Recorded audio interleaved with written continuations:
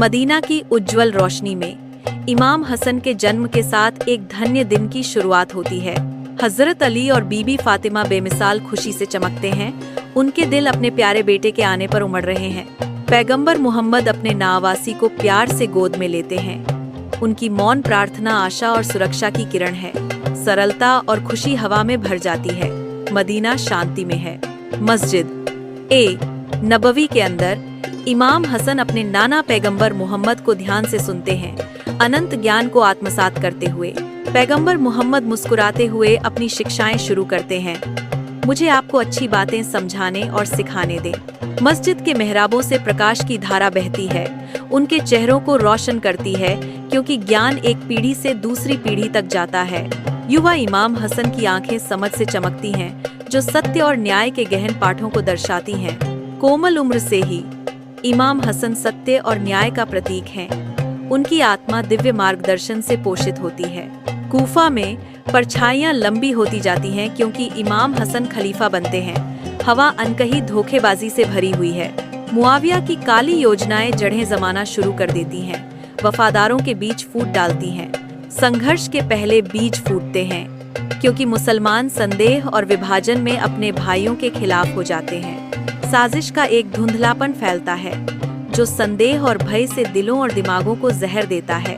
इमाम हसन उबलते तूफान का सर्वेक्षण करते हैं। उनका दिल आसन्न खून खराबे से भारी है। ओंग की आवाज गूंजती है, छाते हुए अंधेरे के खिलाफ आशा की किरण। मैं मुसलमानों का खून नहीं बहाना चाहता। शांति और एकता हमारा लक्ष्य होना चाहिए। मदीना बाजार रोता है। दुख से अंकित चेहरों का सागर जैसे मातम मनाने वाले इमाम हसन की शहादत पर इकट्ठा होते हैं। दुख की एक स्पष्ट भावना हवा में व्याप्त है, जो सामूहिक दुख और अनकहे डर के भार से भरी है। मुआविया के फैसलों और यजीद के उत्तराधिकार की फुसफुसाहट भीड़ में गूंजती है, जिससे आशंका और बेचैनी फैलती है। एक बूढ़ा आदमी चुप्पी तोड़ता है। उसकी आवाज निराशा से भरी हुई है। लोगों के लिए यह एक काला दिन है। इमाम हुसैन के घर के शांत वातावरण में गहन चिंतन की एक रात शुरू होती है। बलिदान का भार भारी है, क्योंकि परिवार इमाम हसन की शिक्षाओं पर विचार करता है। इमाम हुसैन की आवाज सन्नाटे को चीरती है। गंभीर कमरे में मार्गदर्शन की किरण। हमें उस रास्ते पर चलना चाहिए जो मेरे भाई ने दिखाया है। उनके शब्द युगों की बुद्धिमत्ता से गूंजते हैं। हमें शांति और धैर्य के साथ अत्याचारी का सामना करना चाहिए। परिवार ध्यान से सुनता है। उनके चेहरे विश्वास और दृढ़ संकल्प की कोमल चमक से प्रकाशित होते हैं। दमिश्क में मुआविया अपने दरबारियों के साथ मिलता है। हवा अनकही दहशत से भरी हुई है। मुआविया का आदेश भारी वातावरण में गूंजता है।